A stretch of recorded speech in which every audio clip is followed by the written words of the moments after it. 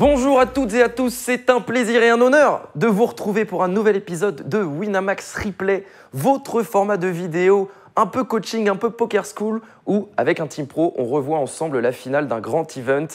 Cette semaine, pour cet épisode, c'est la finale du Million Event des derniers Winamax Series en format knockout, un tournoi monstrueux avec plus de 10 000 inscrits et plus d'1 million d'euros de prize pool.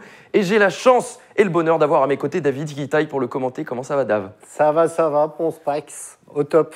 Au top, t'es chaud, t'as les rides affûtées, est-ce que tu... Voilà, c'est plus facile, parce que le format Winamax Replay, on a les cartes de tous les joueurs qui sont dévoilées, donc c'est plutôt, on analyse leurs décisions, notamment avec des questions d'ICM, c'est pour ça que je t'ai filé sur une petite feuille le payout de toute la finale, pour qu'on puisse bien analyser avec tous les éléments dont on a besoin, quitte à juger, quitte à critiquer les décisions de chacun des adversaires. Cette finale, clairement, il y avait du spectacle, il y avait du sport, il y avait un grand animateur, on va le voir au fur et à mesure, je vais essayer de ne rien spoil. Et je te propose de directement se jeter dans le bain avec du coup nos 9 derniers participants.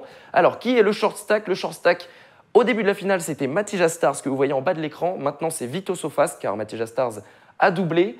Notre animateur, c'est Noache95 qui est à gauche. On a des tapis. Alors, c'est intéressant déjà de regarder un peu les profondeurs de stack. Du coup, on a moins de 10 blindes. On a 7 blindes chez le short stack. Une douzaine de blindes chez Matija. Qui en a d'autres? On a Monsieur Firgil avec un peu plus de 20 blindes. Noache avec 25 blindes et également Georges de la Jungle exactement dans les mêmes profondeurs. Et après, on a des tapis bien plus profonds avec 40 blindes chez Mescal for Life, FIFA Pro et Captain Spew. Déjà, est-ce qu'on a une... Et Harry Poker également, 30 millions. Est-ce qu'on a une idée de stratégie à adopter pour ces 3 différents niveaux de tapis, à savoir donc les short stacks, les moyens et puis ceux qui ont un bon tapis de 40 blindes et plus? Exact, je vois direct qu'il y a 4 gros tapis qui ont le même stack, donc c'est intéressant entre eux. Du coup, la position est hyper importante. Il y aura des bons spots de 3 bêtes. Par exemple, FIFA Pro pourra 3 bêtes Mesca quand ils sont en late ou ce genre de coups. Ça va être très dur à jouer sans avoir une premium. Et puis, les shorts, ils doivent prendre des risques. Ils n'ont plus rien à perdre. Il y a un très short, donc d'office que l'autre joueur est censé attendre que le très short prenne les risques en premier, que Vito Sofas prenne les risques. Et puis, il y a les stacks moyens qui, eux, ne peuvent pas trop jouer. Ouais, donc Noache95 et Georges de la Jungle, G de la Jungla. 21 millions pour les deux, c'est compliqué. Surtout pour Noache qui est clairement intercalé entre Mescal for Life, FIFA Pro et puis Captain Spew. Il n'a pas un bouton super. Exact. Ouais. Eux, ils ont juste à attendre qu'au moins les 2 short stacks se fassent éliminer. Et après ils auront des zones de restyle. D'accord. Et ils pourront voler quelques spots. Ouais. Alors, on parlait d'ICM, donc juste pour le prize pool, le payout de cette finale, tout le monde est assuré de plus de 8 000 euros de gains. Ensuite, ce sera 10 000 pour le 8e, 14 000 pour le 7e, 19 000 pour le 6e, 25 000 pour le 5e, 34 000, 46 000 pour le 3e. Et ensuite, petite spécificité de ce tournoi et qui était unique, qui était la première fois qu'on le faisait, 63 820 euros pour le premier comme pour le deuxième. Le fameux heads up avec le même prix à gagner. Pourquoi? Parce que sur un tournoi knockout, on joue encore pour les bounties et du coup, ça fait une différence énorme entre le premier et le deuxième. Donc, on a décidé de lisser un peu comme ça les payouts. Tout le monde est un peu plus payé et en revanche, le premier et le deuxième gagnent la même somme et ils ne jouent que pour les bounties. Mais on verra à la fin que ça fait une grosse différence. Cette première main, elle est intéressante justement par rapport à ce que je disais quant aux décisions par rapport à notre stack. Regarde, donc 400, 800 000 sont les blindes. Matija Star qui est en grosse blinde, en UTG avec 13 big blindes, un peu plus, il a quasiment 11 millions. Il va décider de limp. Qu'est-ce que tu penses de ça? Ouais, non, ça, on n'a vraiment pas le droit. En fait, c'est un peu catastrophique. Après, quelque part, il peut représenter une main très strong en faisant ça. Mais il va laisser d'autres joueurs rentrer dans le coup et voilà, t'as juste pas le droit en fait. D'un point de vue ICM, en fait, ici, c'est juste avec sa zone en plus. C'est une zone, c'est soit tapis, soit de passe. Après, je peux trouver ça marrant et avoir un certain intérêt de min-raise ce spot. Ça peut représenter très strong.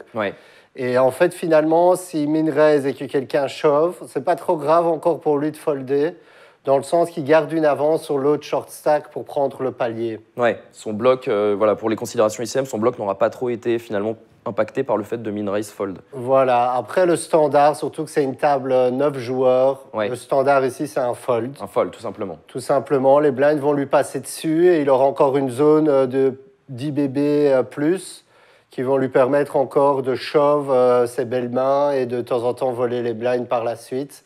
Donc il peut encore voir un tour. Et valet dame de carreau, c'est une main sexy, mais c'est pas une main assez belle pour risquer tout son tapis. faire UTG, tapis, ouais. s'il était à la limite en late position, ça aurait Ouais. plus de sens. Mais là, UTG, il y a encore toute la table qui parle derrière. Ouais.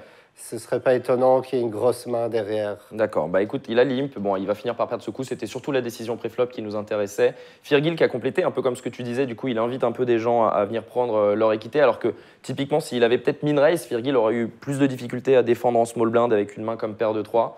Bon, au final, sur ce full qui fait turn, Firgil valide et gagne le coup comme ça. Donc, il n'a même pas fait preuve d'agressivité. Est-ce qu'éventuellement, tu aurais pu voir un continuation bet à la en place fait, de c'est Mathias ça. C'est Sarr qu'en limpant UTG, tu peux faire croire que tu as limpé une énorme main. Parce que, on va dire, si un bon joueur limp ici, il y a direct un warning de la table. Ouais. On se dit, il doit avoir une premium. Ça ne peut pas être possible de limper autre chose que 2 as dans un spot comme ça avec cette profondeur. En finale, d'un gros tournoi comme ça, ouais. Ouais, du coup, clairement, il aurait pu lead ce flop pour moi une blind.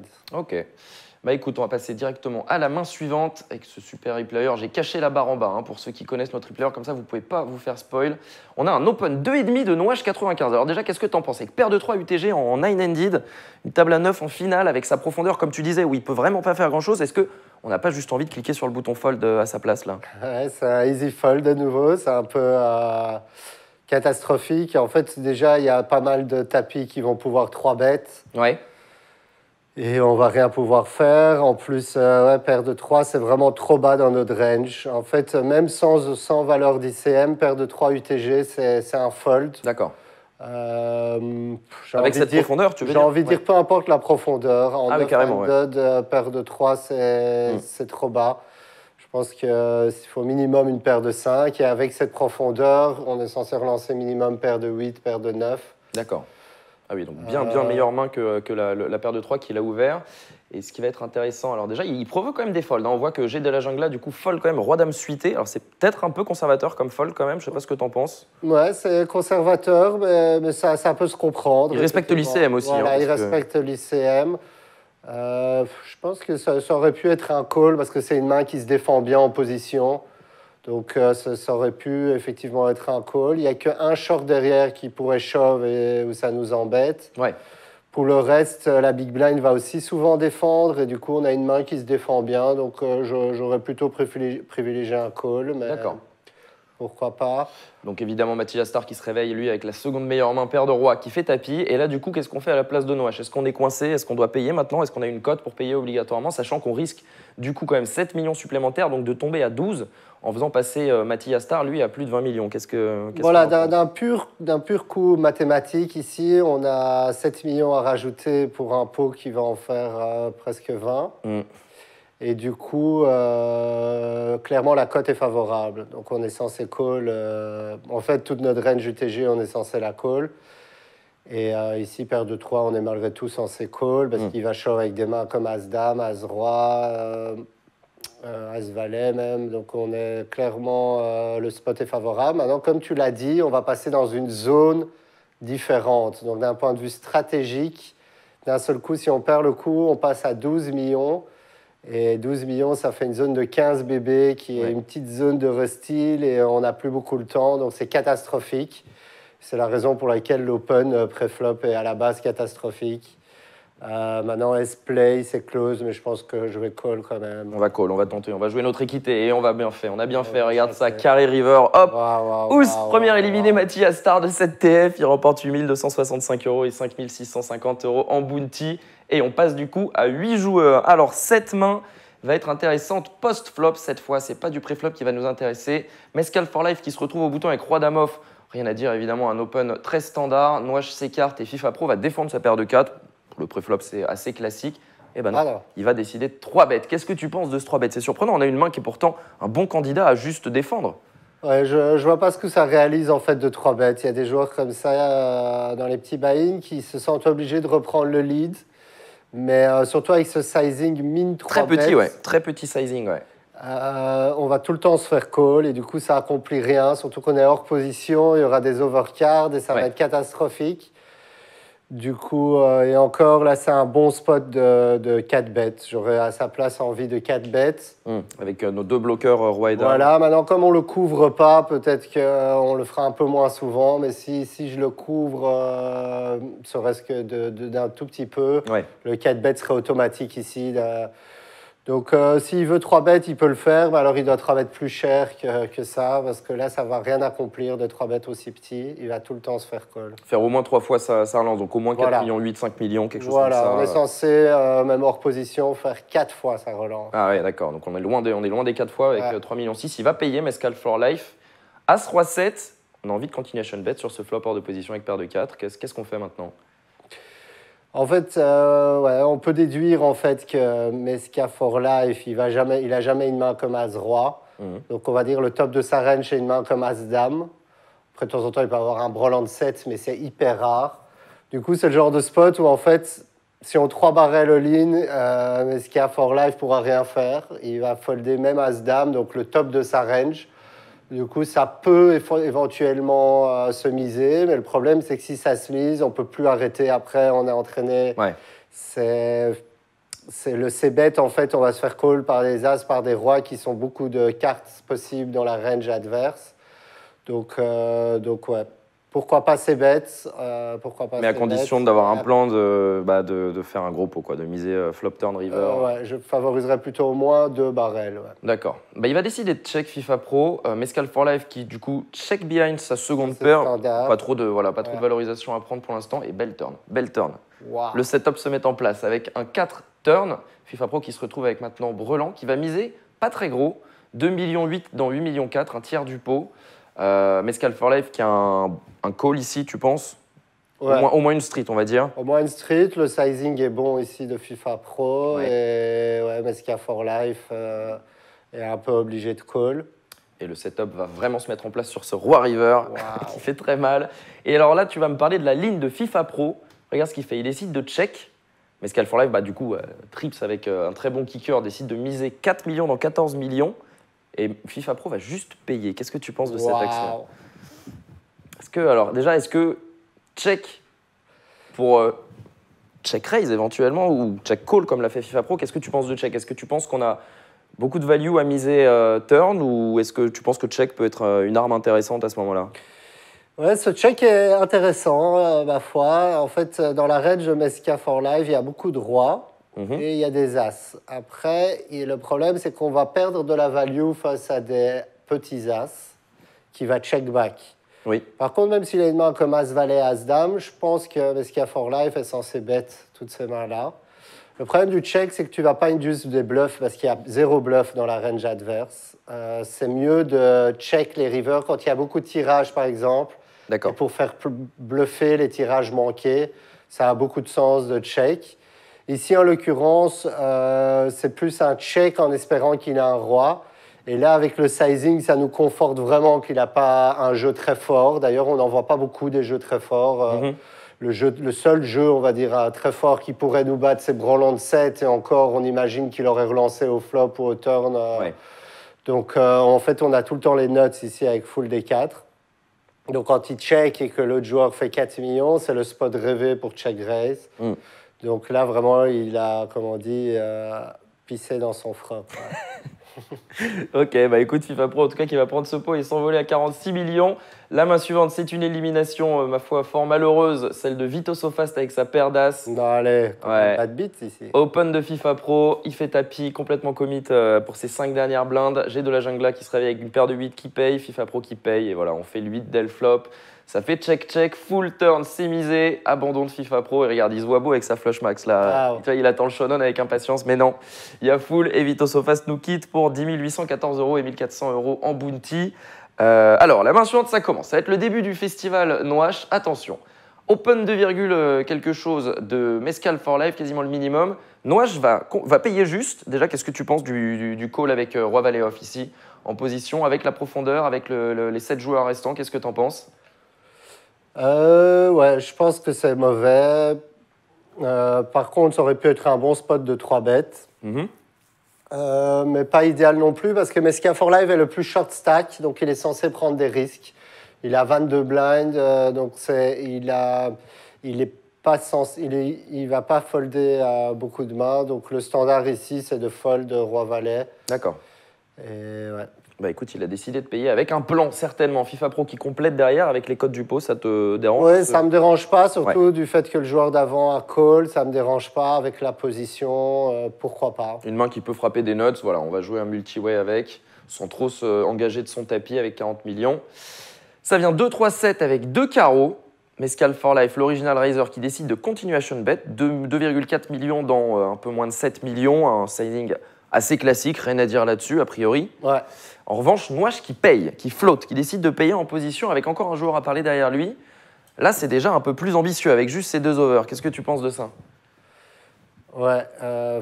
En fait, ce qui est vrai, c'est qu'il représente une main assez forte pour flat ici. Donc, disons qu'il crée une histoire qui pourrait avoir un petit sens. Mais ouais, je valide pas trop parce que quand même la range initiale de Mescal for Life est quand même strong. Oui, il décide de s'ébêtre dans 2 joueurs quand même. Voilà, et il relance quand même en début de parole. Ouais. Donc j'aurais plutôt tendance, je serais déjà plus là depuis longtemps. D'accord. FIFA Pro, lui, va abandonner son backdoor flush draw hacker. On se retrouve sur un As turn. Mescal for Life qui a maintenant un tir vers le nuts avec son roi de carreau. Mais en revanche, cet As va peut-être le ralentir. Il décide de check. Ouais, c'est bien joué. Et du coup, c'est Nouache 95 qui va prendre l'initiative en misant la moitié du pot sur ce turn. Qu'est-ce que tu en penses? Ouais, finalement, disons qu'il touche encore une turn intéressante parce que il peut représenter quelques mains, il peut représenter, on va dire, des As5, As4 suités, des mains comme ça qui touchent un As. Il peut avoir dès le flop Brelan de 7. Oui, il peut avoir Brelan flopé ou Il peut avoir float le valet flop dame, avec valet dame des de carreau aussi. As, valet de cœur, ouais, voilà, quelques 10 des 10 valets, valet dame de carreau. Même si avec la profondeur adverse, tu es plutôt censé raise dès le flop avec un tirage flush ici. C'est vrai, ouais. Raise call, mais disons qu'il est déjà arrivé jusque-là. C'est la plus belle turn pour lui pour bluffer. Pour tenter un bluff, quoi, ouais. Pour tenter un bluff, donc il a raison de le faire. Il mise quasiment un tiers du pot de son adversaire. Par contre, Mescal for Life, ouais, il a la main parfaite pour check call.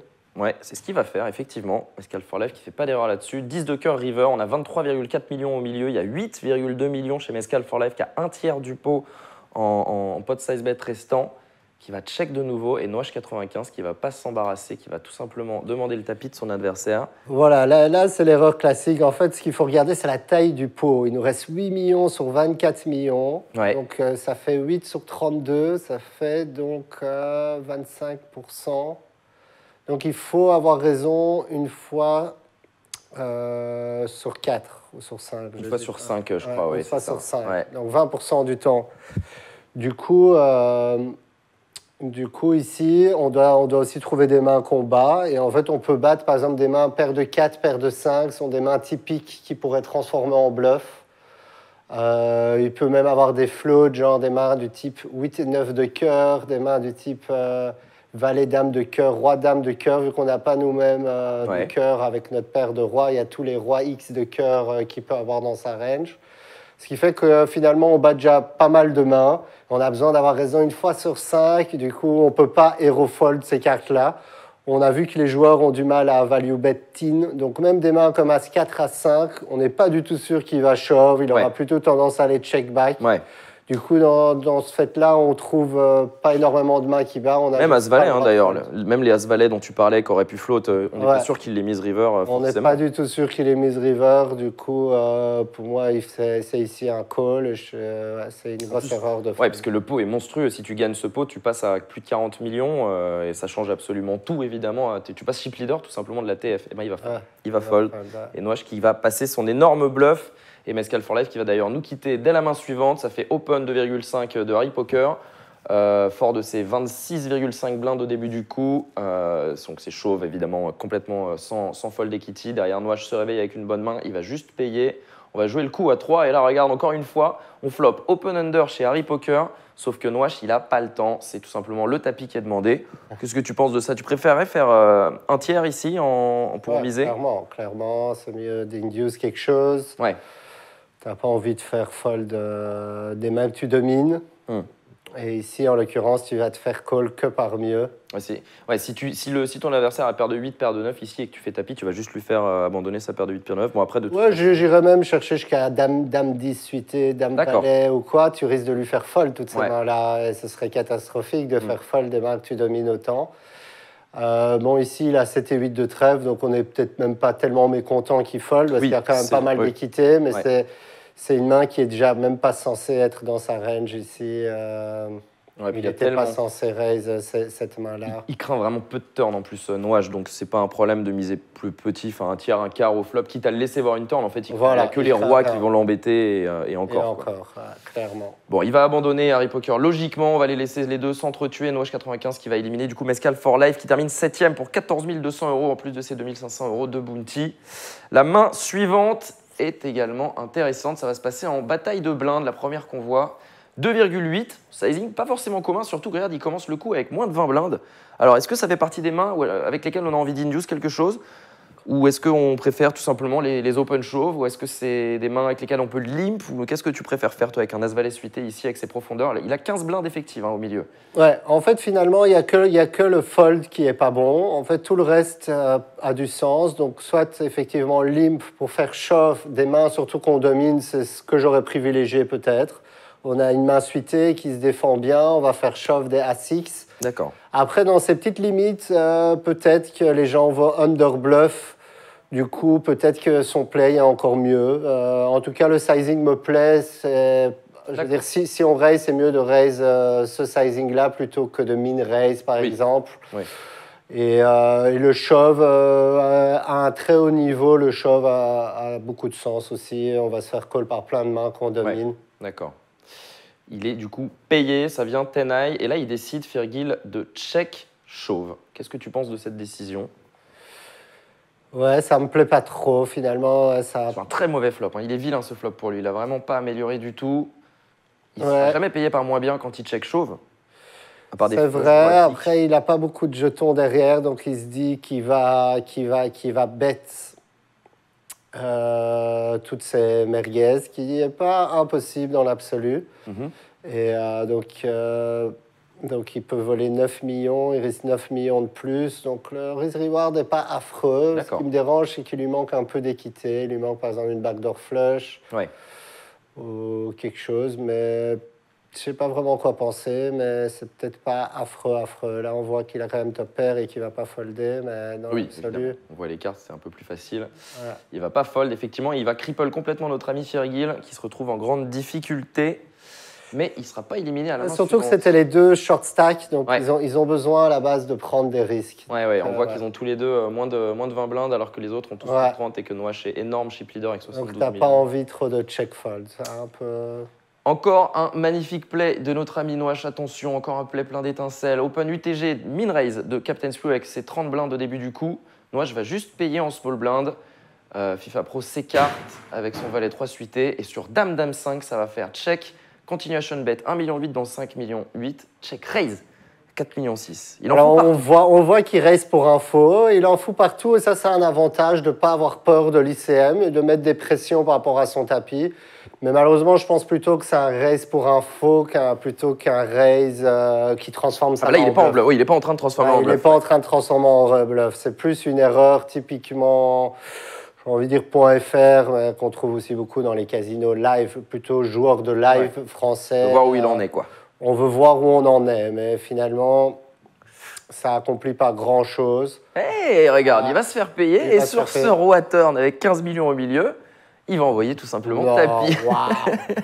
Tu vois que ça accomplit des choses. Il y a des histoires qui se montent, qui se créent. Bon, le problème, c'est quand on entend call, on a souvent que 2 outs pour s'en sortir river. Et encore, c'est même pas dit. Donc, bon, ici, Captain Spew... En fait, là quand même, il a transformé en bluff. Là, effectivement, on peut se dire ça. Et il peut se dire qu'il a toutes les paires au-dessus de lui. Et je pense que là, clairement, il transforme en bluff. Maintenant, comme tu dis, il y a quand même des dames dans la range adverse. C'est le genre de joueur qui part du principe qu'une dame, ça l'aurait... Vu qu'il a pris l'info au flop et qu'on ne lui a pas su relancer, il part du principe qu'il n'a pas de dame. Alors que clairement, de nos jours, quand même, une dame sur dame 5 va pas 3-bet ce flop. Donc voilà, bah écoute, là, la migraine, la pression, elle est du côté de Captain Q qui ne peut pas faire grand-chose d'autre que s'écarter et abandonner. Hein. Avec un joueur à 4 millions, en termes d'ICM, en attendant, tu ne peux pas prendre une autre décision à moins de faire vraiment le hero call d'une vie. Ce ne sera pas cette fois. Il va se coucher, il va garder son stack intact. J'essaye d'accélérer parce qu'on va être un peu juste en temps. La main suivante, on a quoi? On a une élimination, tout simplement, du short stack. Voilà, il se fait payer, là, encore une fois. Hop, le petit 3 river pour Noche 95 qui est décidément intouchable pour l'instant. Mais attention, ça peut aller très vite dans ce tournoi, surtout avec le style de jeu de Noache. Open 4x d'Harry Poker avec son stack de 19 big blinds. Déjà, c'est étonnant quand on voit sa main encore plus. Payé par Noache, qu'il en a rien à foutre qu'il ait moins de 20 blindes. On va les jouer, nos 7 et 8 suités. Ce ne sera pas défendu par Captain Spew. On flop pair plus open under chez Noache 95, over pair avec flush draw chez Harry Poker. Harry Poker qui s'embarrasse pas lui non plus, 15 millions, c'est le style de jeu efficace. Payé par Noache, on va doubler. Qu'est-ce que tu penses de cette action? Bon, pré-flop peut-être, ça a été vite suité. Contre un 4x, on peut le laisser au bas. Ouais, c'est easy fold contre un 4x, surtout que c'est le plus short stack. Ça aurait plus d'intérêt, comme on a dit, par rapport à l'ICM, de float un gros tapis pour pouvoir lui mettre la pression par la suite. Mais un short stack, on ne met pas la pression sur un short stack d'un point de vue ICM. Ouais. Bah voilà, le style de jeu de Noache qu'il a pour le coup, il n'est pas du bon côté du gros pot à 40 big blind et il remet complètement Harry Poker en selle. Suivante, c'est une élimination, open 3x. Il fait très souvent des gros sizing. Hein. Noache 95, il le faisait pendant toute la TF. Énorme setup, on le voit déjà pré-flop avec les mains des deux adversaires. Captain Spew qui évidemment s'empresse de payer sa paire de valets, il n'y a rien à dire là-dessus, c'est juste un setup et c'est son élimination. Du coup, en 5e place pour 25 388 €, on est sur des beaux montants déjà et 7 000 € en bounty. La main suivante, c'est le coup le plus fou de cette TF, celui qui, je pense, il y a un des deux joueurs qui s'en souvient encore. Open UTG 2,5, donc 3 millions de FIFA Pro, payé par Harry Poker avec un monstre, une très belle main, As-Dame suité en small blind. Un call plutôt logique. On paye chez Noache, regarde-moi ce flop comme il est beau. Valet 8-4, on a trouvé top 2 chez Noache. Et bottom 7 chez FIFA Pro. Check d'Harry Poker qui ne va pas être dans ce coup. Ce sera FIFA Pro qui va continuation bet un demi-pot. Noache qui paye juste, rien à dire. Il a décidé de s'embarquer, d'essayer de le laisser faire des bêtises avec ses overpairs ou ses top pairs. 19 millions au pot, c'est tapis. Une fois et demi le pot avec son Brawl en 4. Alors c'est étonnant ce tapis parce que le board est plutôt dry. Peut-être que c'est un exploit. On se dit qu'on exploite Noache en se disant qu'il va jamais lâcher une top pair ou qu'il va peut-être même nous hero call avec deuxième paire ou quelque chose comme ça ou un tirage. En tout cas, évidemment, c'est payé. Et River Valet, il fait extrêmement mal quand même. On peut en parler de ce 4 out. Il est absolument horrible pour un pot avec 82 millions.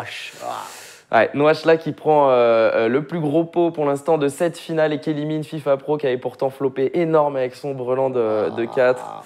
Ouais, je sais pas, il n'y a pas grand chose à dire. Bon, il complète Noache, il a une assez bonne cote pré-flop pour compléter. Hein, clairement, ce coup-là, il a bien joué, on va dire. J'ai bien aimé le check call flop. Après, FIFA Pro, c'est un peu. L'overbet, qu'est-ce que tu penses? Je valide pas trop, j'avoue. On a envie de faire des erreurs à notre adversaire. C'est très dry, donc il n'y a pas. On n'a pas envie de lui faire fold. On sait que si on bet pas cher, il va call tous ses 8 et on n'a pas envie de lui faire fold une paire ici quand on a brelan. Puis on n'a pas beaucoup, on a quand même aucun bluff qu'on va overbet ici, turn. Exactement. C'est vraiment.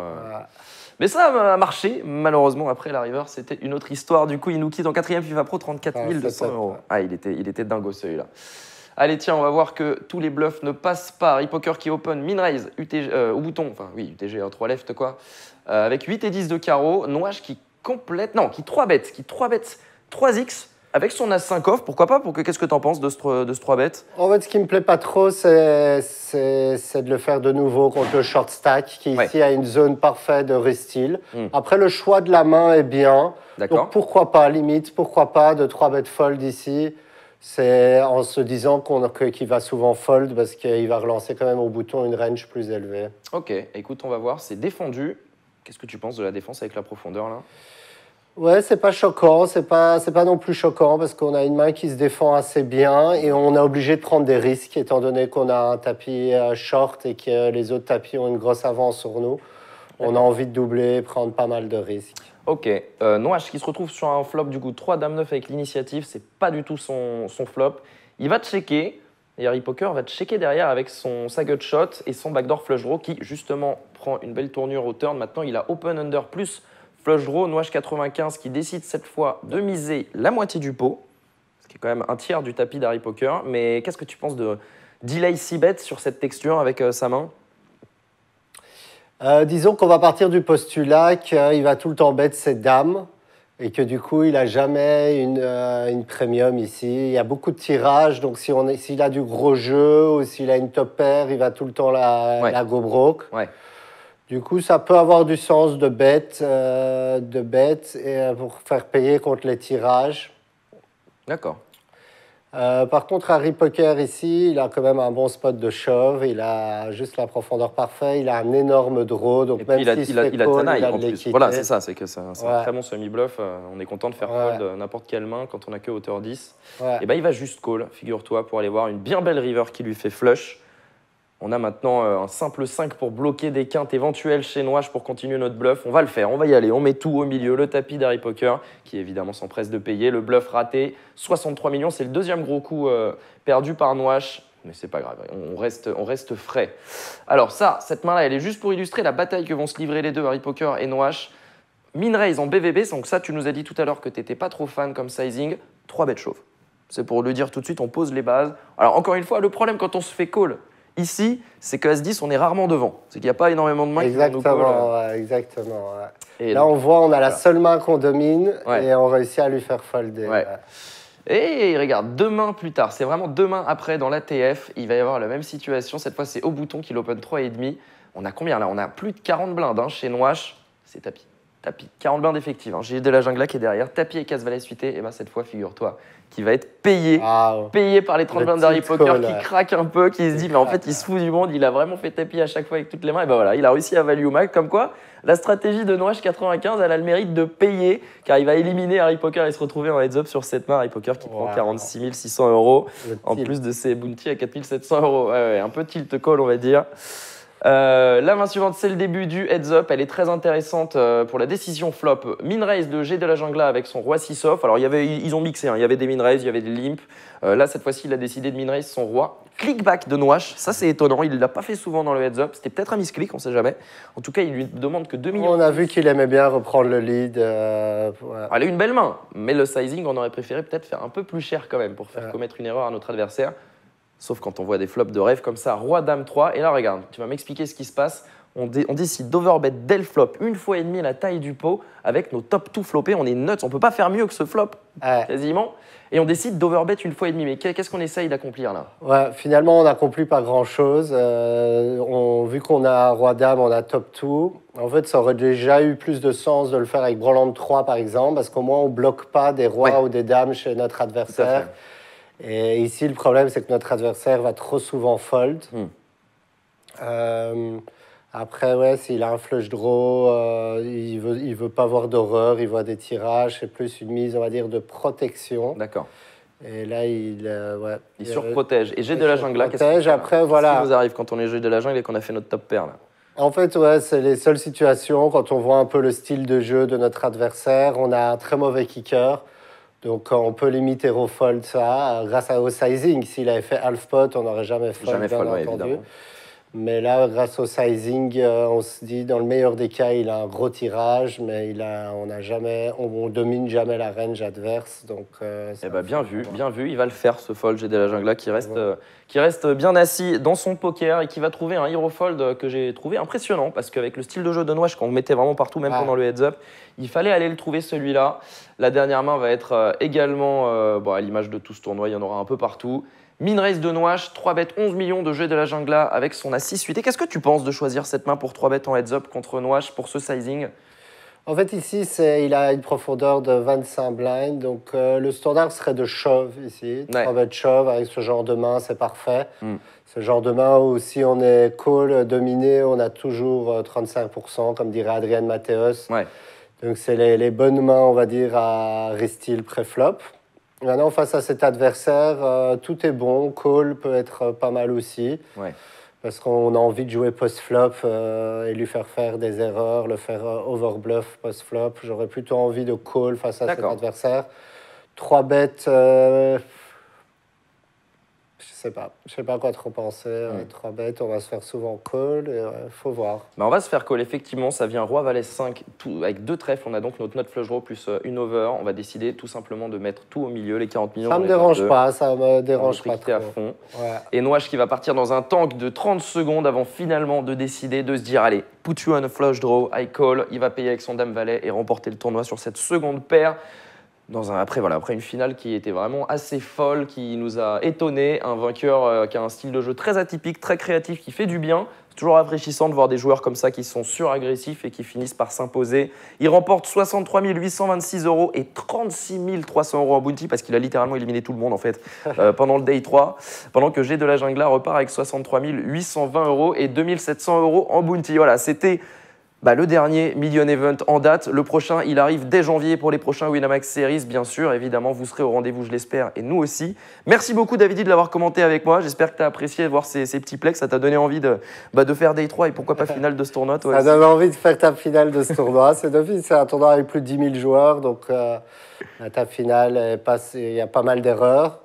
Mais on a vu de nouveau, quand il y a des pay jumps aussi gros, celui qui met la pression, celui qui est un peu fou, s'offre une grosse chance de victoire, même si c'est peut-être pas le meilleur techniquement. C'est vrai, on a vu des bluffs qu'on verrait pas ailleurs et qui passent ici parce que justement, il y a des payouts, il y a une pression ICM qui est incroyable et du coup, des énormes bluffs.